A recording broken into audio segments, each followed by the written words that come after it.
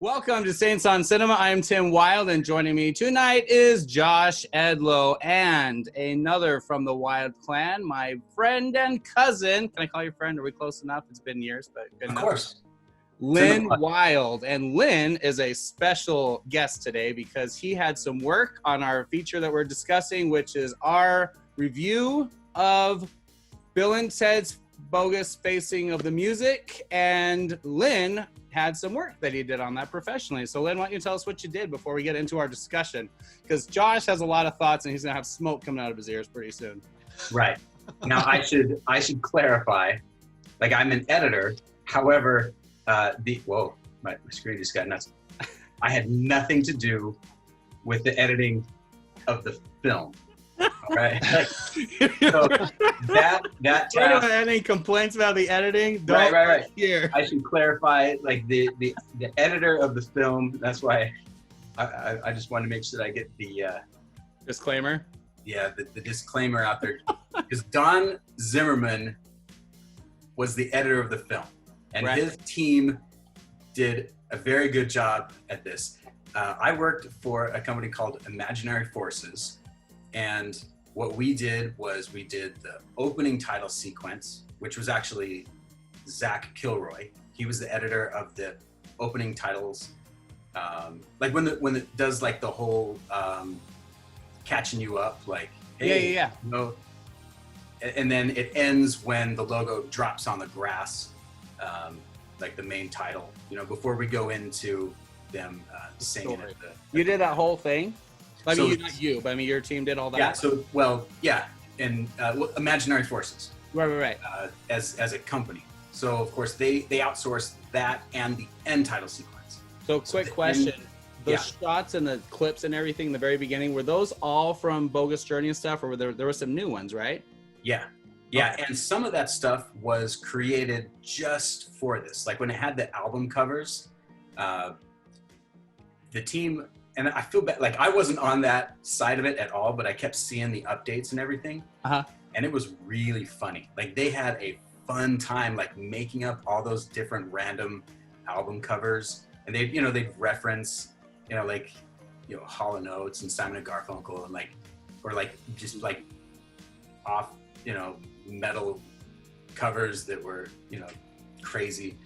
So they generated a lot of that just for the sequences, which is why they went to a design company like Imaginary Forces, so that they generated all of that, like animated all the type, all the newspaper headlines, and it was Zach Kilroy was the editor on that one, and then I cut the end title sequence, which picks up like after this moment when it goes to all of the crowdsourced footage of people all over the world and the different monuments. Oh, spoilers. No, people you're have seen it at this point. Yeah. I just forgot. All right, go ahead. No, you're good. The end credits aren't a big spoiler. What? There's music at the end of a Bill and Ted movie. There's music at the end, and I guess there's some sort of monuments or something. Whoa. Yeah. No, I'm not killing any major plot points. You're good. Oh, we will. Yeah, at that point. So I cut that. I'm not even worried about a spoiler-free version on this. I am all in on this. Yeah. Yeah. I feel like the fans have seen it. Already, yeah. I was the last person who watched it because I just finished it, like just now. Yeah. And it's funny because I had to rewatch it because I had only first seen it as the the production edit that they sent out, like, here's the film so you guys know what is going on. And so we had some context for the story. And it was interesting because you could tell that there were a lot of placeholder effects, like, that always happens. But I was really surprised that the edit was like pretty true. Like they didn't change it. And I'm curious on their end, like when they had like final picture lock. Mm-hmm. But from what I saw, because I could look back and see when we started it, but it didn't seem like it changed very much. Like so post-production, they didn't go alter too much with some afterthoughts and their focus groups or anything. They didn't change it up, which that says a lot because it was quite a complex story for a Bill and Ted movie. I gotta say that. Yes, Yeah. yes, absolutely. And I wanted to What do is going on? Yeah, I was going to do a quick run through of the story when we get started because I was like, I want to make sure I understood what happened because this is like rapid fire plot changing the whole time. That they don't have time to stop and settle on anything. It almost felt like the Rise of Skywalker in that respect. But that's really cool, and it's really neat that you got to see that, Lynn. And I remember you commented on something. I think we did our second trailer reaction. Or we only did one trailer reaction because I stopped watching.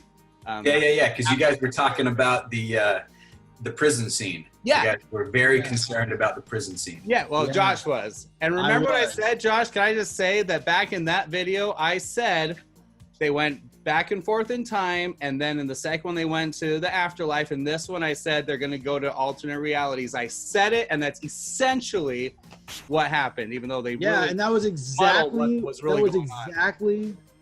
that was exactly what I did not want.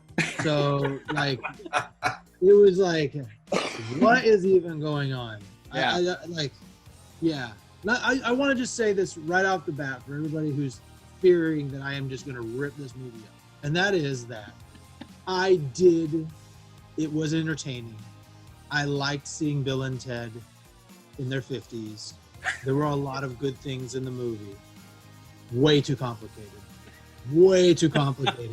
Like that is my number one thing. Like I started out, the opening scene, I was so in and ready for this. Like as soon as they had the scene at the wedding when Missy is marrying Deacon, I thought that was so clever and so hilarious that she would do that. And then they're like, Deacon is now his own father, and like all these different things. Your father is now his own son. Yep, little foreshadowing. Yeah. I loved that so much. Another thing I also really liked was I loved Kristen Shaw. Is it Shaw? Is that how they say her name? Kristen Shaw, yeah. Rufus's daughter. I thought she was a perfect pick. I love her on everything she's done, especially the first season of Last Man on Earth. She was on Last Man on Earth, and she was great at it. She really made the show, in my opinion. So I loved her in it. When she came on, I was like so excited because she's really great. So I like that. And I loved all the references. I loved that they kept George Carlin in the movie through all these different references. Mm-hmm. I did not like, however, with Rufus, I didn't like that I never got the impression from the first two movies that Rufus was like some all-knowing prophet. I just got like he was a guy who was kind of a part of the... It was his job. He was like a messenger. Yeah, he was like a messenger and a teacher. Like that, that's what I thought he was. And they turned him into kind of like the leader of the world. He was like a radical. Yeah, like it was kind of like... So, he was this eccentric guy who had these crazy ideas about what actually happened back in the past. Yeah. Also, I think that the two daughters were perfectly cast. Holy cow, that girl that played Ted's daughter, whoever that is, she has the best Keanu Reeves impression of anyone I've ever seen in my life. They were so good, weren't they? Yeah. I mean, despite the fact that, like, my immediate thought was, wait a minute, they were boys in Bogus Journey. Yes. Like, so, but to be fair, they never really said they were boys. And they kept the same names, so I guess they could change that. And they addressed that. They said even though they always called them Little Bill and Little Ted. Yeah. And that's all they said in Bogus Journey. Yeah. Yeah. And I also did love, I thought it was so funny how like they all go to therapy and like Bill and Ted like go together. I think that's that was so funny too. Like I thought that was so clever. And so like the beginning of this movie, up until the point where they first go to the future, I was like, this is going really well. Like I was really into it. And then as soon as they went to the future, it just got so complicated. I agree. That's where I felt it stopped being a Bill and Ted movie. I mean, it was a Bill and Ted movie, but it stopped feeling like they were the characters of Bill and Ted. That's where the dialogue and the script was really, well, what's the word? It felt like those same, I mean, because this was the same writers that wrote the other two movies. And so it really felt true to those characters. And then it just was throwing them into just reaction shots for everything that they came upon for the rest of the movie. And then you kind of lost some of that character. I agree. That's where I felt it went off the rails. And I didn't like the future because it didn't feel like the future from the other two movies. And the other two movie futures totally disjointed, but you know, whatever. In the first one, they went to the dome with the 3 levitating guys. You're like, okay, well, this is the capital of their presidency or their rulers or whatever, or their wise men and their little chamber. And which is a really cool scene when you really think about that in their reality, with whoever was there, they were waiting for that to happen because it had happened, that they knew it happened because, you know, in the story or if in their history, they were waiting for that to come. So like whoever was able to be there to receive them, to witness them giving their famous quotes, like that's kind of cool in the first movie. Then by the time you see the future in the beginning of the second movie, it's like, oh, this is just like a regular, just a future world, like a Star Trek kind of a thing. You know, it's how it felt. This one felt totally weird. It was totally different. And you know what it almost felt like? The name was the domes, as Rufus described the domes in the first one. That's the only thing that connected it, was they had dome buildings. Go ahead. So the one thing that I keep thinking about, I thought about even in Bogus Journey, right? Because like, I watched both movies with my kids, like right up into this movie. So I watched them both, and I even felt like it felt like even in the second movie. Well, 2 things. One, it almost feels like that, like, so they have the technology, so they wanted to use the technology, and they just like made a more expansive future because they just didn't have the technology in '89 when they made the first one. But I think that some of that technology, doing that, like you said, it made it feel disjointed. It was very basic in 1989, but it still looked futuristic, and it was really cool, you know. And that, I think that's the thing that I didn't like even about Bogus Journey. See, Bogus Journey, I felt like also was a very complicated plot, but it was kind of masked by how good like the afterlife scenes were with death, and like, you know, kind of the creation of like Station and, you know, all these different characters that kind of came around. But like, it was still complicated with like, we created these Bill and Ted robots that are going to go back and kill Bill and Ted. And then we also had to create good robot-us's to go and kill the bad robot. Even 12-year-old me could follow that plot. Like 40-year-old me couldn't follow this plot. Yeah.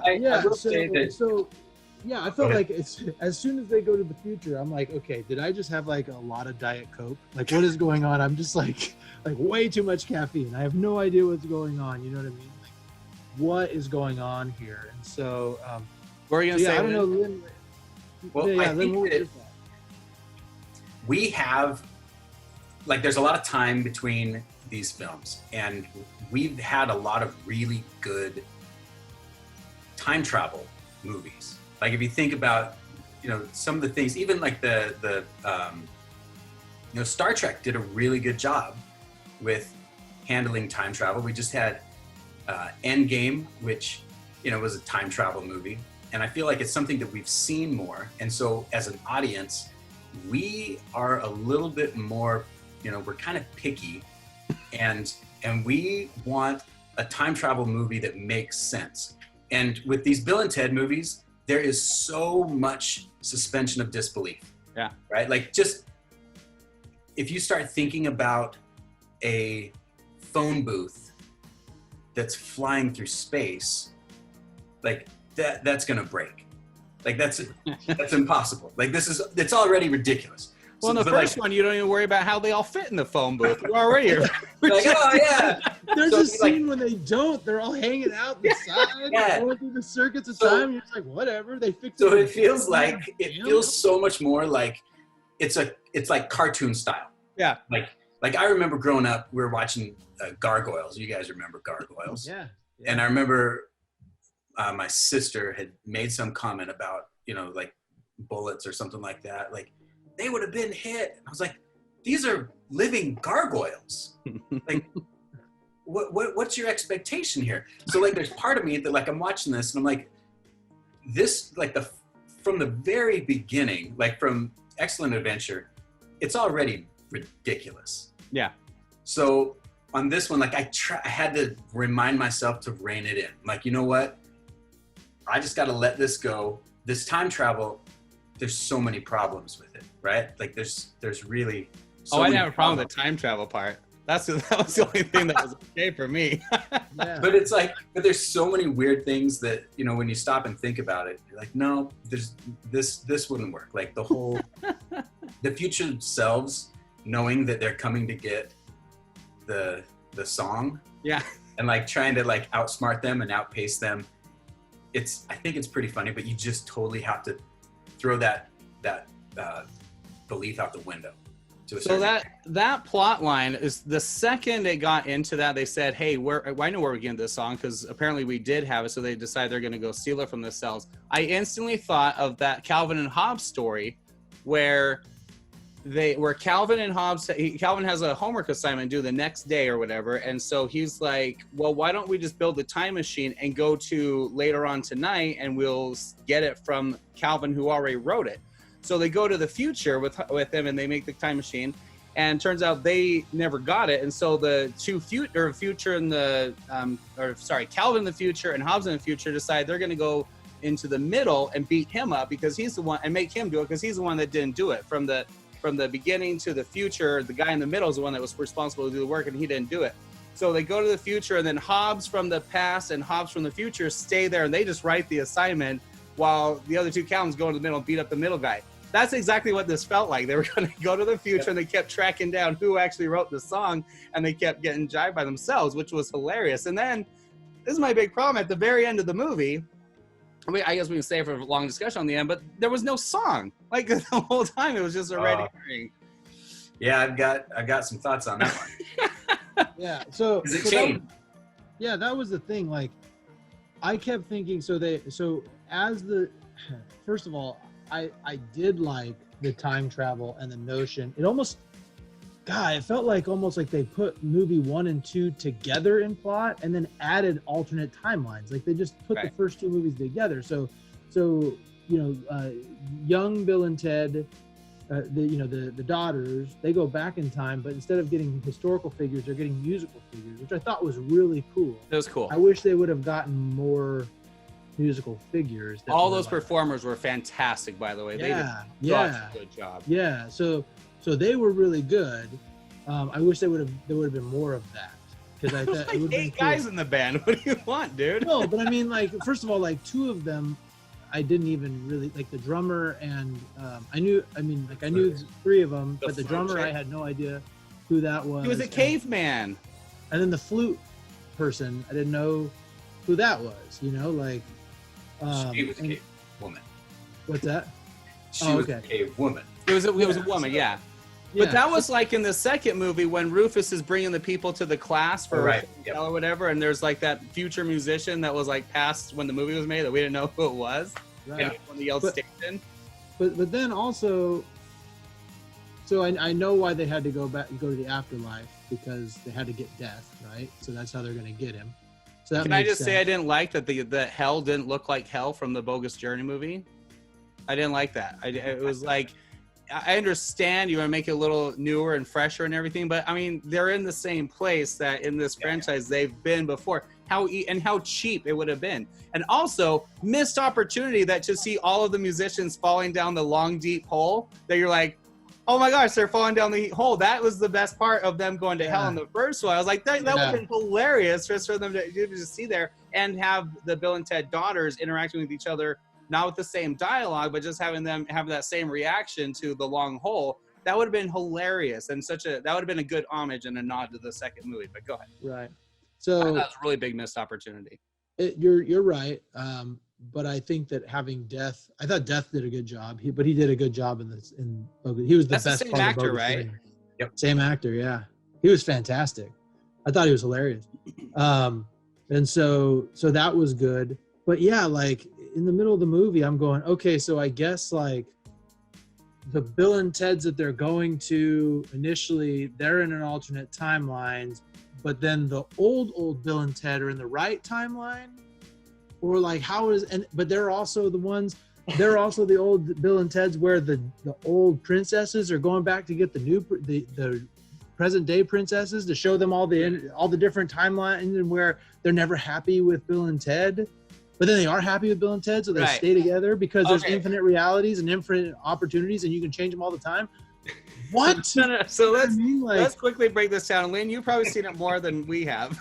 So they start by saying they go to the future, and in the future they're told that they have till the end of the day to write that song, which is that the running clock in San Dimas is always going. So that's the problem in the first movie. So that's where they got the race the clock, and that hour and 20 minutes they had left or whatever is the exact the timestamp that was in the movie. I was watching that every time they gave a timestamp or an update. So they go back to their original time, and that's when Rufus shows up, right? No, they get their instruments. They're in the future. Rufus wasn't there. I'm gonna say Rufus. I don't remember the character's name. So Rufus was already there. So they go where first from there? They go back to counseling, right? Oh no, they get 2 years. They say, okay, in 2 years, we probably have it written by then. So they go 2 years from the original point of story, which is that 2002 or 22? Is that right now? The movie's supposed to happen in 2020. Okay, so they go to 2022. Turns out they didn't write it. That's when they meet the guys that were working at the casino or whatever. Yeah, the drunk guys were at the old folks retirement home, or whatever. They're at the place where they're doing the open mic and they're night. drunks or whatever. And so then they're told that the wives left them. So they go back to 2020 or whatever, and they go to the counseling session and barge in there and tell them, don't leave us. We'll fix it, but maybe we won't fix it. So stay here. But they were also warned. That's where they were warned that the future Joanne and whatever her name is were already coming back to find them, to go find another reality that had a better version of Bill and Ted. And so that was a funny line when they're like, hey, we'll make it right. And they're like, so do or don't go with them. They both ask the question at the same time, like, so don't go, and so don't go, or go. I thought it was really cute. And then they leave, and the counselor turns around, and there's George Washington on the couch. Yeah. She's like, whatever, and she just walks out. You know what though? That's the other thing that I didn't understand. What was the point of having just random historical figures just pop up everywhere? That was just the fun. Just show the chaos in reality, just to have the build up for the big climax, so you can see how worse things were getting as the story went along. So you had this impending doom that had no effect. Yeah, it's the time and space are out of joint. So history and like everything is being scattered. And I feel like that it gave them license that when you say something like that, you're like, well, we can now kind of do whatever we want. Yeah. That was silly. I mean, it just seemed like other than the only thing I could see is that they had like people from all different times at the final playing of this song that was. Yeah, we'll get there. Okay. I think the real reason is so they could have fun different versions of Bill and Ted that are different realities, and so they had some explanation that there was things that were changing, but none of that worked for me. But anyway, am I right so far? So we went to 2020, and then they said, okay, maybe we didn't go far enough, so we went to 2005, or 5 years later. Yeah, so it's 2025, and that's when they go to the hippie, or the rich. They go to the mansion. They go to Dave Grohl's house. Yeah. They're getting on.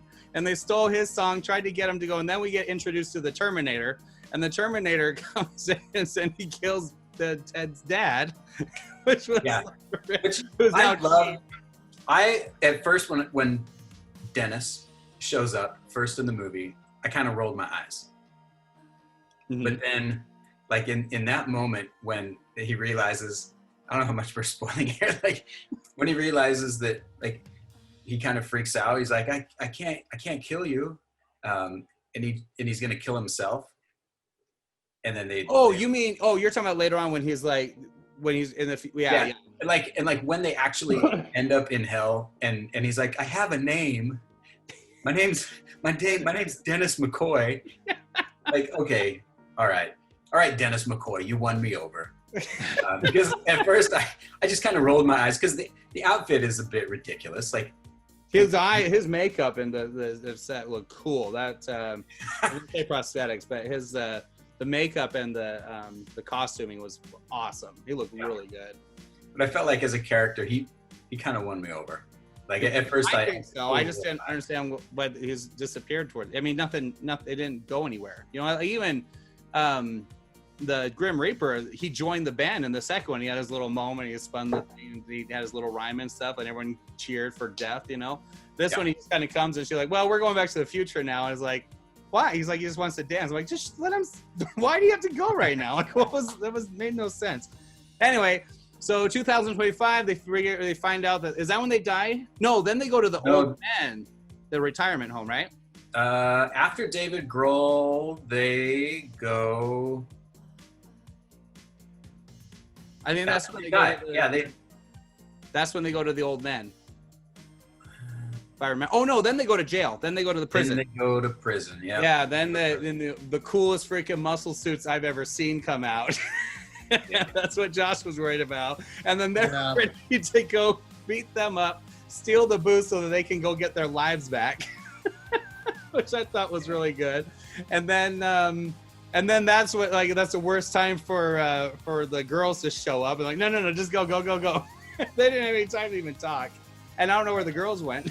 then they go to the retirement home, get the song. So was that the card? Was that really the song? Do we think? Oh, what was actually on the card? Yeah. Do we think they actually wrote a song over all those years? Well, they seem like good dudes at the end. It could be. You don't really know. And I kind of wondered with the end title scene, if it was just something like that, but I don't know. I think, and then they held it up. It was the Logan Preston thing. I don't know. I think that just to kind of like just some thoughts coming out as we're talking about going over the whole plot, basically.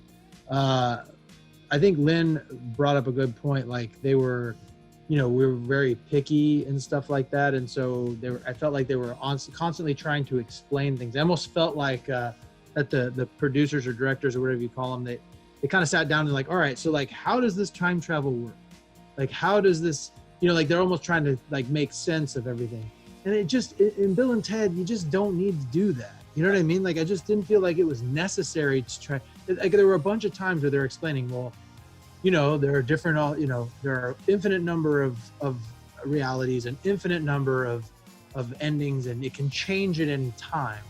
And I'm like, bro, you don't need to tell me all that. Like, all I want to see is Bill and Ted to get in a phone booth, go back in time, maybe go to the future, maybe go to the afterlife, and then come back and save the world. That's all I want to see. Or like, I want to see the song. You know what I mean? Like, I want to see the song that actually unites the planets, and then I was waiting for. And as they got each musician, I was like much more excited about what the song was gonna be. Right, and I also hated this whole like, I think it's probably the same kind of thing. I hate to even say this, but it's kind of the same thing that Tim's complaints about The Last Jedi, and that like they're just throwing everything at you to see, like, to throw curveballs at everything. Like, now Rufus's prophecy, there are many interpretations, and maybe that's not even, and then it turns out to not even be the, spoiler alert, it's not even Bill and Ted that unites the planets. It's their kids. You know what I mean? Like, what? Like, come on. Like, from the very beginning, it was Bill and Ted, these two stoner high school kids that don't even know how to play, are going to create a band that makes changes the whole world. And they're going to be, there's monuments to these people, and they're not even the ones that write the song. You know what I mean? Like, it's their kids. That's ridiculous. Come on. They even take it one step further, and it's everyone singing together. Yeah, it wasn't even the kids.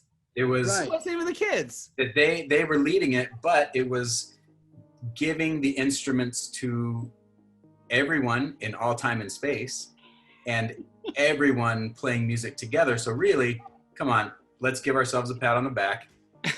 Good job. We all saved the world. Right. Now here's the thing. And on top of that, also, look, go back to the very first movie at the very end. He tells them it's not even a song. It's your music. It's like their whole music, that their music is going to make the whole world come together. And then it's also excellent to dance to. That song was terrible. Okay, like, it was not even a good song. No. You know what I mean? Like, I was gonna say that you gave everyone on planet Earth an instrument. Not even like, what can you play? Not everyone can play an instrument. If it's like taking a bunch of elementary school students, giving them also an instrument and just starting a song. It's not music, and it's just noise, and you definitely can't dance to it, and it's not going to harmonize the planets. So I was at that point, I was like, why are we doing all this? This is not. I thought honestly, like, if I was gonna write a perfect vision of what Bill and Ted should have been like, I thought it should be a situation where exactly like what they were trying to do without all the, they could have even added the alternate reality stuff, but it ended up just being Bill and Ted come together, and at the last minute, Jimi Hendrix and all the other people get together, and they're actually all part of the band, and they write a song at the last minute that is perfect, and then they become an amazing band after that. And everything that you saw in all the headlines, like I was trying to explain to my kids, I was like, because after we watched the Bogus Journey movie, my oldest son was like, well, how are they going to explain all these news ads that are at the end of the second movie? And I was like, well, maybe these news ads come after the third movie. Like maybe this is way in the future. It was before. They did some is that right? Yeah. It turns out it was all in between. Yeah, like and then the band breaks up, and we missed those. Yeah, the band breaks up, and all those things. And it just right. What was that? Go ahead. They could have bookended it a little bit, where we start with the same sort of thing, like the newspapers and the magazines and the coverage. They could have ended it with the same thing, you know. So it kind of bookends, like, hey, they're back, and you know, having like, you know, the magazines and the coverage. But I think that they had two problems. One, and I haven't looked it up, I have no idea what the actual budget was for this film. It was not a big budget, so I think they were limited in scope with a lot of things, and timing. Of course, they were aiming for a theatrical release, and of course, in this environment that we're in right now, it was, you know, the best possible thing right now was to do exactly what they did, release it on demand. And I don't even know how much, it'll be interesting to see how much money they actually bring in from this. So I think that the budget was a restriction, but then it was interesting with the last song. That was actually something at first that I was cutting.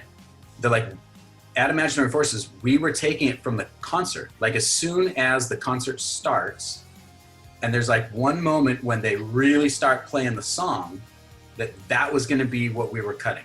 And it was like a music video, and we were cutting it and like intercutting it with all the fan footage, like the user source footage, and we were cutting it like back and forth to show these are the people all around the world that are playing, and we had extended that song out quite a bit. Like it actually became like a bigger song, and it was I think it was the Cold War Kids track. And it was kind of the way the Bogus Journey ended, right? They start the song on the stage, the God Gave Rock and Roll to you, and then it just cuts into the montage of all the news and everything. Yeah, that's cool. That would have been cool. So we changed it because, well, for one thing, they saw what we did and were like, oh, wait, we didn't realize we had all this great concert footage, because they just went to a certain point and then they just kind of handed us the footage and said, all right, you guys go for it.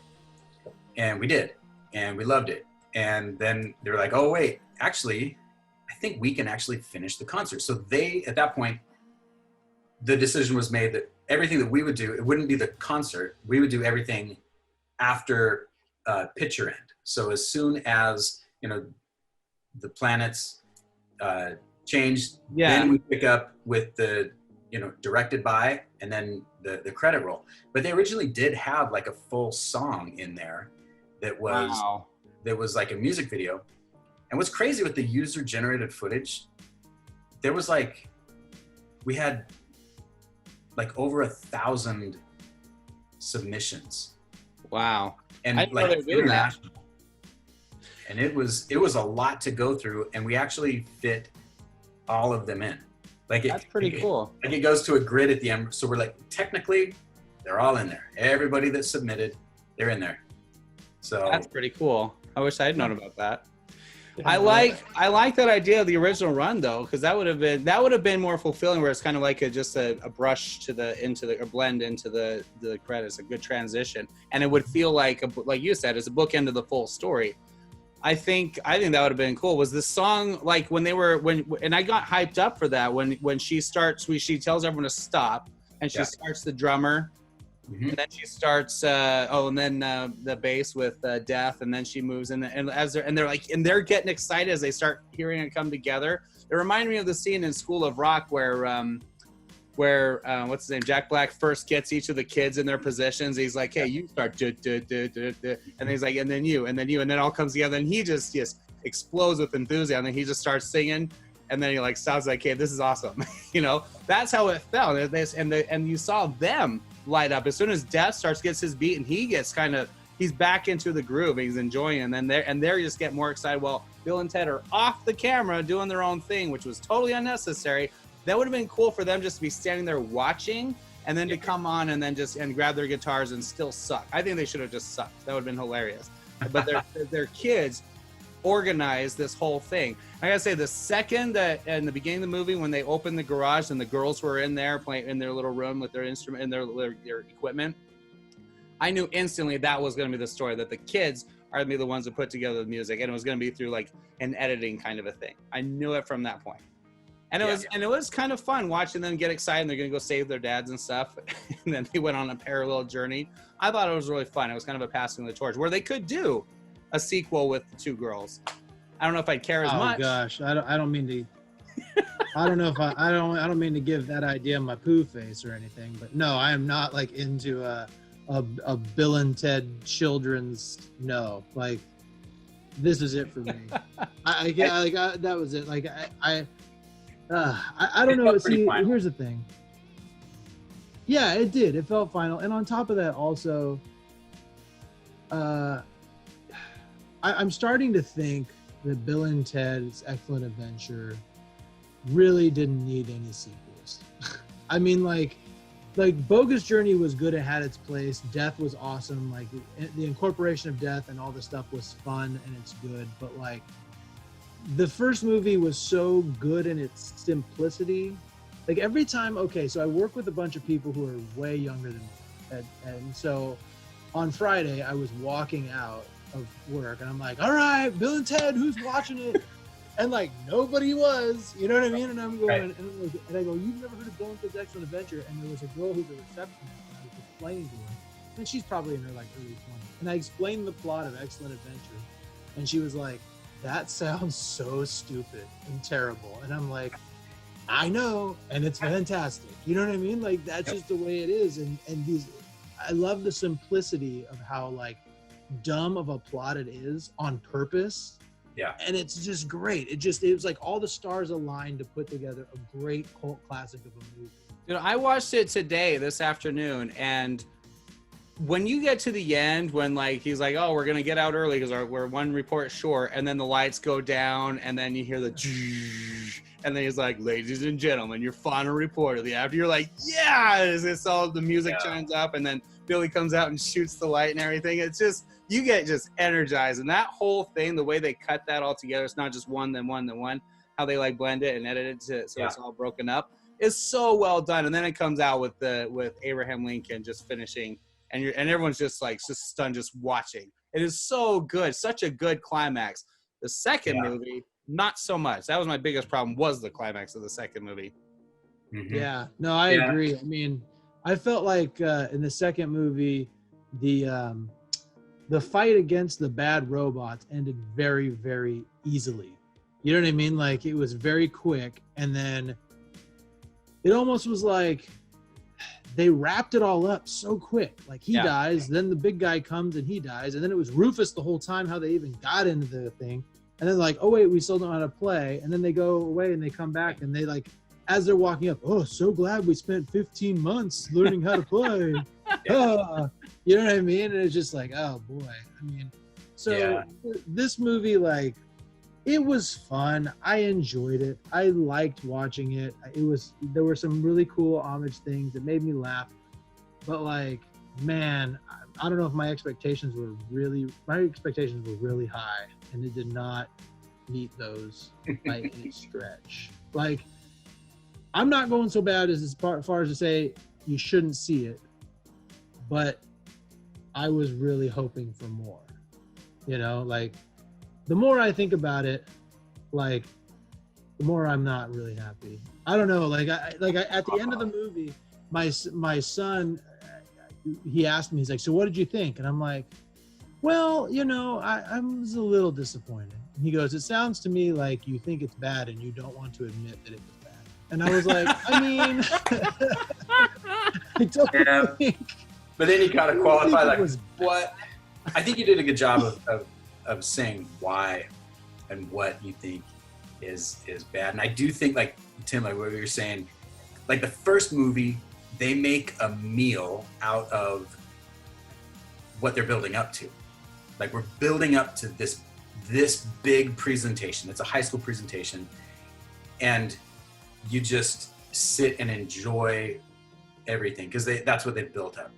Sorry, real quick. Did you know that was a recut? That originally they were just in the classroom with the figures given their report, but they were like, "This is boring and dumb." Did you know that? I saw some. No, that's. I'm so glad that they didn't do that. They cut it and they did. Then they moved the whole thing into the auditorium and did the whole show. I didn't know that until a review. Thank goodness. Yeah, thank goodness for that. They needed to dial that to 11, and like Bogus Journey. Now they're trying to do two things. You know, now you're having an end of an action sequence, like a fight sequence, and you're trying to work in a concert, and like so you don't have like one thing that you're building up to, but then the last one, Face the Music, and relationship issues in there too. Yeah, so it's a little more convoluted. This third one, you are building up to one song, but yet they give us the short version of it, and I feel like a lot of it was like that they were running against time. Like we were cutting a music video to end this on, incorporating, you know, people and fans around the world, and we're thinking like that's a perfect send off. But then I think it was like the clock was ticking, that they had dates to hit, and then it just wasn't the meal that we wanted. Like they have a song, and it's kind of nice, and it's got some moments in it, but it wasn't like, you know, the presentation at the end of Excellent Adventure. Like, I mean, it feels like it should have been. Like it should have been. Showmanship. There was nothing there. Yeah. So when you're saying the concert, was it like right there starting on the flatbed of that truck right there on the bridge, or was it, and that's where it started? Yeah. And you were cutting it was transitioning off there. And that same song when they were starting each instrument one at a time and then it moved and it progressed on? There's a point when they cut. There's a point when like they're all kind of playing music, and then there's like one moment like when they hit like a certain, like a new measure, and then it goes into another song, and it was originally like a different song. And what's funny is like they didn't know what it was when they were shooting it, so they were all kind of bopping their head. And it's funny because like they were actually, like on the footage they were playing the Beatles. They were playing Oogla Dee Oogla Da.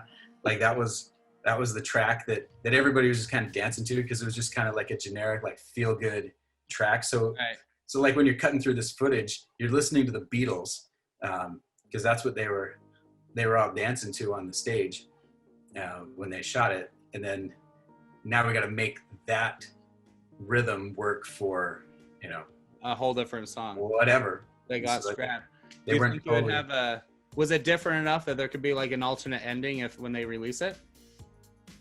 Yeah. Oh, they've got enough footage. Like they could extend that and make like a proper meal of it. Wow. I think.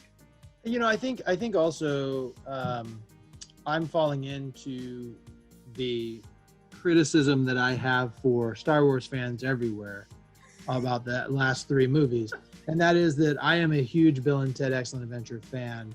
I mean, I went and saw it multiple times in the theater back in 89 and 90 when like that really wasn't a thing most people did, you know? And so I've been like, I've had it in my head kind of what I would have liked to have seen. And the directors and the people who wrote it just had a different vision of what they wanted to do, and it didn't match my vision. So I was a little unhappy. That doesn't mean that the movie isn't good. I mean, it's not like stinky, but it is like, it could, you know, it could have been better. So are you gonna like pull back on the Rian Johnson cracks at me because I'm so dissatisfied with him? No, because I'm not gonna keep talking about this throughout the rest of our tenure at Cinema Cinema like you do. I would like to go back. This is, I think, video 99 perhaps of that we've done.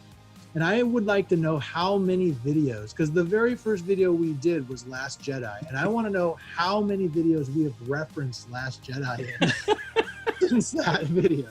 I'm pretty sure it's almost all of them. It's a good measuring stick for offenses to fandom. That's what it is. Oh man! All right. Well, let's just say what things did we? Sorry, excuse me. What things did we really like about it before we wrap up? Don't speak up at once. No. I thought, first of all, I thought that Alex Winter and Keanu Reeves both did a fantastic job as Bill and Ted. I liked the addition of the kids. Like I said earlier, I liked the homages that they paid to Rufus. I thought they did a good job with that. I loved Christian Shaw. The guy who did his voice, I just found the credits as a different guy, did a great job. I wonder if that was just some other take of something they didn't use, but he did an amazing George Carlin. Yeah, I thought Christian Shaw as his daughter was good. That was really cool. And it was nice to see Bill and Ted again and kind of find out where their lives went. You know, like I thought that was really cool. The first 15 minutes of the movie, I absolutely loved. And I felt, you know, before they go to the future and all that, I thought that they were really on a good track. And then it just went haywire.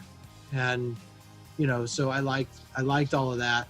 You know, and I liked seeing Deacon again. Was that the same actor? I think that was the same actor who played Deacon the kid, wasn't it? Yeah. And was that was the same Missy, right? Yes. It had to have been. Yep. Yeah. Yep. That was so good. That was so good. That wedding scene was fantastic. It was. That was like the best part of it. I could rewatch the first like 10 minutes a few times, but I don't know if I could sit through the whole movie again because I'm like. And I also liked there were some Easter eggs. You know what I mean? Like it was cool hearing somebody say station again. You know, right? Like but hang on about that. How you can't just have these articles and newspaper clips and everything about this band, including an alien, a resurrected alien, and then suddenly, oh, the band broke up. And then later on, people are like, yeah, but you didn't really go back and forth through time, and you didn't go to the afterlife. How do you explain a freaking alien in the right there in the coverage at the Battle of the Bands or whatever in the second movie? Like, how do you just get around that in this universe, people don't understand that supernatural things have happened? Suspension of disbelief, right? That's that's the only answer because there isn't one. And I think it's funny, like they were talking about like all sorts of different options for him, like in the newspaper article, like how do we write off station? And there's some really funny things, and you know, like the witness protection program or joining a cult or like all these like crazy different things that. So like they knew that they had to address it somehow. And did I miss? Was there a clip that I missed? Yeah. Let me see if okay. Well, my rant could be retracted in just a moment. Yeah. Let me see. I also think that sometimes, especially in these movies, while you're looking for that, when you have these movies that are coming like 30 years later, like the one thing I liked about so I'm on this kick because I just started watching Cobra Kai for like the 14th time.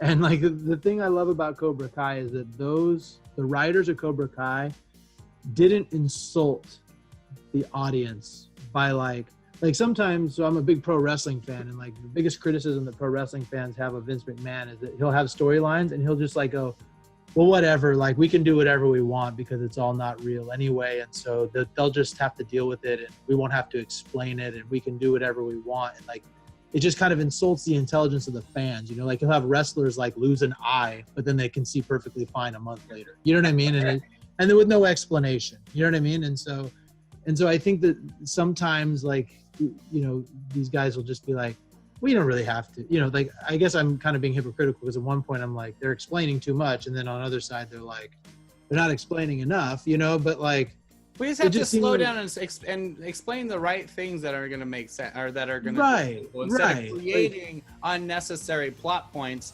Like that's what this was. I thought that's all it was. Like it almost felt like, okay, well, we have all these characters. We got to do something with all of these characters. I mean, the princesses in both the other movies were really not that integral. They were an integral part of the stories, but they didn't have a lot to do with them. Like, why were they in such a big deal in this one? You know, and so yeah, I was just scrubbing through it again. It looks like that wasn't the final cut with the station bit. Like, oh man, because that was like another world that was happening. Like while they were cutting that, the beginning of that, I was like focused on the end. And I remember like being in meetings and they were talking about like what they were gonna do with him. But But it looks like that didn't actually make the. So it's not in there. There's not even a clip. Yeah, like, tell me if I'm wrong, but yeah, they had like, I remember at one point they had like a little newspaper article, and they talk about death, like the band breaks up, and because they were gonna have a whole scene about that later on. Yeah, there is a moment when they cut to like a stadium, like there's a stadium shot, and there's like 4 banners hanging up. But there's an arena, and there's 4 pictures, and like on the left it's Death, and then it's Bill and Ted, and then Station is in there. So they have his picture in the beginning, and then they do explain, they just say that the band broke up, and it's like the headline. Yeah. So I think they just kind of real quickly were like, we're not going to explain an alien. So right. They just looking for them to go back and like, we got to get the band together for our Face of Music moment. I was looking for that. But at this point, I mean, with so many things, why not add an alien? I mean, holy, had so much. Yeah, was that gonna make this story like too much? Yeah, they were like sitting there like, wait, we got Jimi Hendrix, we got Louis Armstrong, we got Mozart, we got kids, death, we have a robot trying to kill everybody. The alien's too much. We can't add station. No, it's just too much. Yeah, it's just. The writers were too focused on the sci-fi stuff. They're like, we can't write off the alien part. Yeah. Well, they probably had everything, and it was probably, whoever was the producers were probably like, we can't afford this. Yeah. We got to cut something. I cut the alien. Yeah. Cut Station. All right, Lynn, what things did you really like about it? Well, I liked that it was fun. I mean, really, at the end of the day, it's a fun movie. And it's really easy to be critical about, plot points that don't work, or a lot of these devices. But I will say that it still sparked that nostalgia for me. Yeah. And I remember growing up, they actually dressed a liquor store down the street from our house as the Circle K. And this was in Saugus, and I remember like we would drive by at night, and they'd be out there shooting, and we were just like, what is this? And then word got out as Bill and Ted's Excellent Adventure. Well, what's that? And so when the movie came out, like we were pumped up, like we were really excited. And then in the movie, we're like, that's our liquor store. I think we would go there and play Final Fight, in the parking lot. But oh, you mean in the arcade game? The arcade game. Like outside with bats and stuff. Like this was our liquor store, right? And even if kids, it's kind of funny, but like that was the Circle K in the film. So I remember like it was ingrained, like this is like we were connected with this, and like we'd go out to like Raging Waters, which was Waterloo, and like there was this connection with the movie, and it was just kind of funny that like there's so much nostalgia with this era, and like people our age feel that. The younger people, they don't really care. It's just a movie.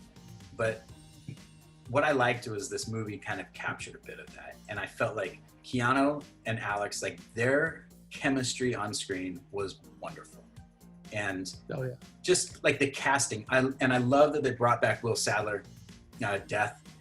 Because he is great, like the whole scene where they're trying to convince him, and then like it's a little bit sweet.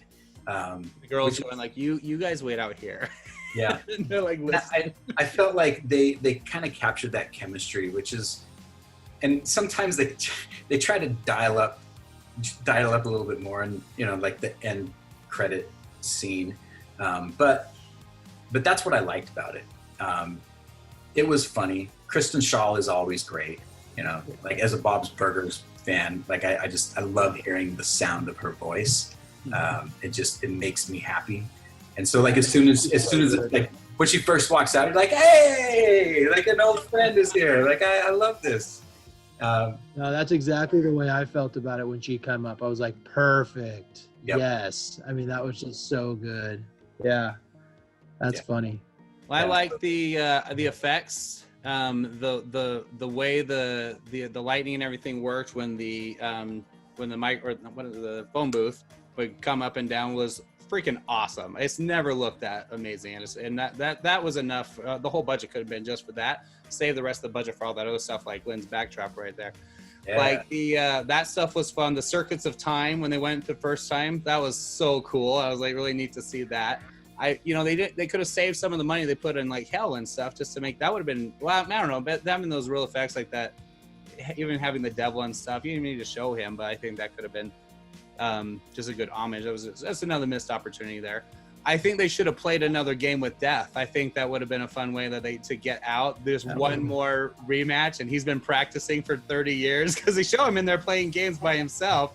That would have been hilarious for him or he's like, okay, but I'll do it, but you have to beat me.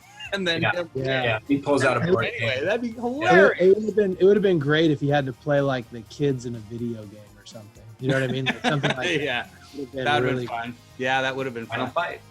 Yeah. Street Fighter. One thing I wanted to build off of what Lynn said that I thought was really interesting is that, like, you mentioned the nostalgia and how, like, some kids don't, like, the younger generation doesn't necessarily get it. The one thing that I love about when they do these types of things about movies is that I love sharing them with my kids. Like, I've been watching, my kids have grown up with Bill and Ted and Karate Kid and Rocky and, like, all these movies from the 80s and 90s that I loved as a kid. They've all kind of grown up with it. And so this was the first time I can remember them, other than like a big budget Marvel movie, that we've all been kind of watching, where they've been like legitimately excited. Like all week leading up to Friday, they were all like, this is a special movie night. Like, we're going to make waffle bowls and ice cream, like all this stuff, because they were just so ready to see this. And I thought that was like the coolest thing, that a movie that meant so much to me as a kid meant so much to them too. Like, that's a better question. Did they like it? That's a better question than if you liked it. So the kids all liked it. The kids all thought it was good. My oldest, I think he was kind of like, well, that was weird. Like, he was just kind of like, that was just a lot. He's like, it fell apart at the end. Yeah, but all the kids, I mean, I think it's a different generation, because like they're used to all this CGI stuff. And so like they're used to, it's almost like they have to see that stuff in these movies.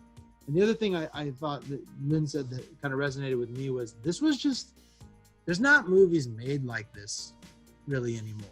You know what I mean? Like, they're all these big budget Tenet or like Marvel or DC or like this huge thing, Fox coming out with something, or some dark comic book movie.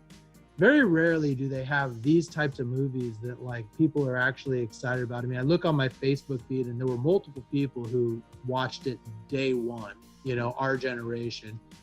You don't get a movie like this that's just fun. And I think that this was the perfect movie to do the video on demand release with the theaters, because this is the one that I bet a lot of people probably, if they were going to go to the theater, wouldn't have done it.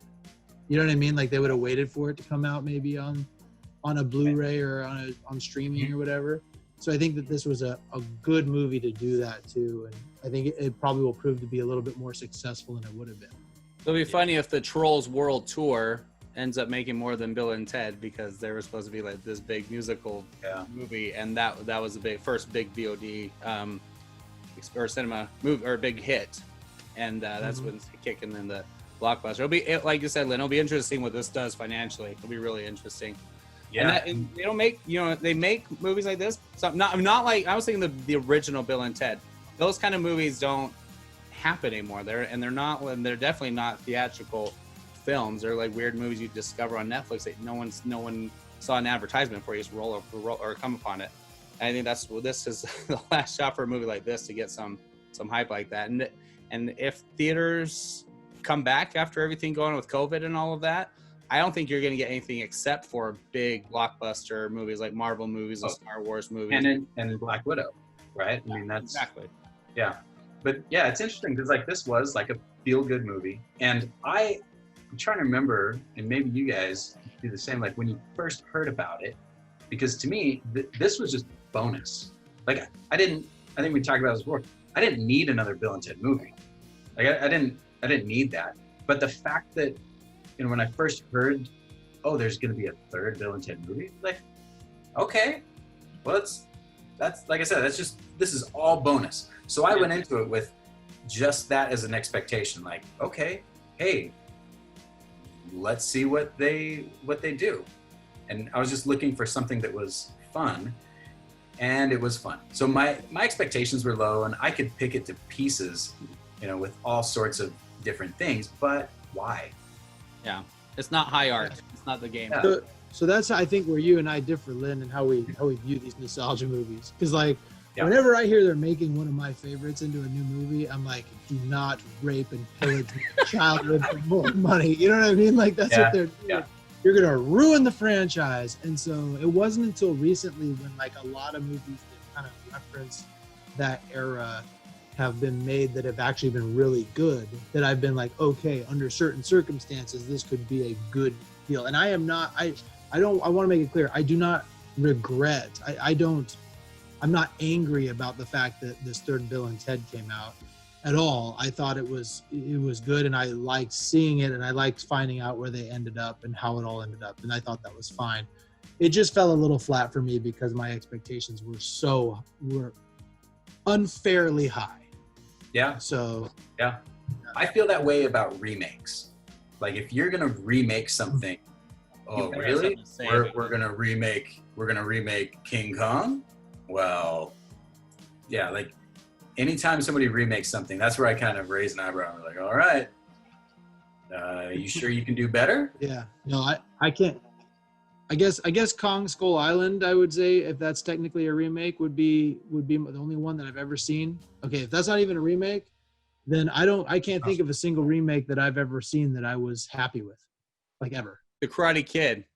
No, absolutely not. That is the worst remake of all time. And did you like the Jaden Smith Karate Kid? Didn't see it. Okay, that's yeah, thank you. Yeah, see, he was like, I'm not even. Yeah, I don't know. It just, yeah, haven't seen it yet. It's kung fu. It's That's not fine, even karate. bro. Save it for that fight. It'll happen. All right. Any other thoughts? Anything else anyone wants to mention other than that I specifically wore flannel or plaid to because I got inspired by Bill and Ted to wear something 80s tonight. I should have done that. Oh, wait, here. I gotta put it on though, because this is really the message, right?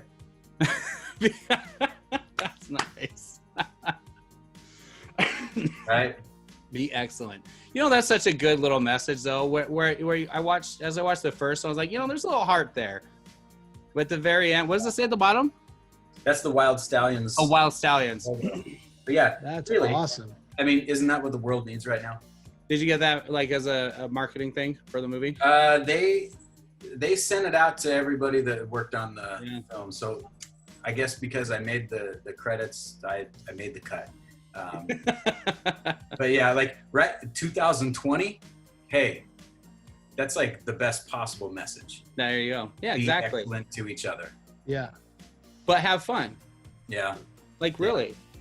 And that's, I love, we should just go back and do a review of the first movie. Because like when they go to the dome and they're like all waiting, anticipating, and then they do the little guitar thing and that's their thing. But for the magic and their eyes lighting up when they see their heroes, their saviors of their culture doing what they've known their whole lives, that they're waiting for this moment. Like that's a big deal. And then they have like, what's their profound thing? And then later at the end of the movie, Abe Lincoln comes on and said, this is what my new friends, Bill and Ted, this is what they believe. This is their mantra. He said, be excellent and party on. And it's like, that's the whole spirit of Bill and Ted. They're such good, sweet people. You know, they don't do anything mean to anyone. Sometimes each other, they'll get, you know, they'll tease each other a little bit more in the second one. But like, they're such innocent people that you're like, if everyone's like that, it would be a good place. You know, the whole world would be a great place. They're ignorant and they're stupid, but like they're great. They're so sweet. And that's the whole spirit of it. And they have fun. That's all that matters. So be excellent and party on. That's a wonderful message for right now. So I agree. So yeah, great. I think that's really cool that like they have, because I think that's true to life, right? Like sometimes it's not who you expect that's going to be profound. You know what I mean? And so like that scene where they go to the future and all those people come out, they do the air guitar and then they cite that. I think that's one of I think that's one of the coolest scenes of the whole movie. Like it gets me every time, because it's just it's heavy, it's emotional. Like cite them some lyrics, dude. It's just so great. All right, well, Lynn, thanks so much for joining us tonight. We don't have a lot more venom to spit at this movie, and that's where our conversations get a little juicier, especially if Josh and I disagree, but we kind of agreed on this one. So no, we didn't agree on everything. I keep refusing to agree with you on anything. One thing that I would say, though, just to finish it up, is that if I was going to make a recommendation, I would say you should see this movie. I think it's one, if you're a fan, that you should add it to your collection. And you should. I don't think it's one that you necessarily wait till it comes out for free streaming. I think it's one worth the $25 to see. I'm definitely gonna add it to my movie collection. So. Yeah, we usually do Telestial, terrestrial, celestial rating. Terrestrial is wait to find it on streaming or come upon it for free. Terrestrial is wait for it to come out on Blu-ray and buy it there. Celestial is you gotta see it in the theater. This is definitely a terrestrial film for me. As a collector, even if you've never seen the movies before, I don't think this is going to get you anxious to go see the first movie. So I don't think there's anyone out there that would see this that hasn't seen the first movie. Yeah, I think that anybody who needs to see it in the theater probably already has. Yeah. One weekend wonder. Yeah, and I would say kind of like my paycheck kind of comes from the entertainment industry, so please pay for the movie and go and buy it. Go get the UHD version. Go buy this on Amazon or wherever you're gonna buy it. Definitely worth the UHD version too. That's what I got, and definitely. It's beautiful. It's a beautiful, and at the end, teasing that what happens at the end, but when they show the planets align and Saturn like appear out of nowhere and stuff, like that stuff was pretty cool. It looked really good. All that stuff. And the Transformer, what was his name, Mitchell or whatever. He was awesome. Like he, not just the cosmo, but when he transformed into the thing and everything like disappeared with that little bloop in the middle, the little light that goes out. That was so cool. It looks really great. It looked high budget, but it's Bill and Ted. It doesn't need to be. So anyway, well, thanks, Lynn, for joining us. Thanks, Josh, for showing up tonight and for watching. And we will catch you guys next time on Saints on Cinema. Thanks, guys.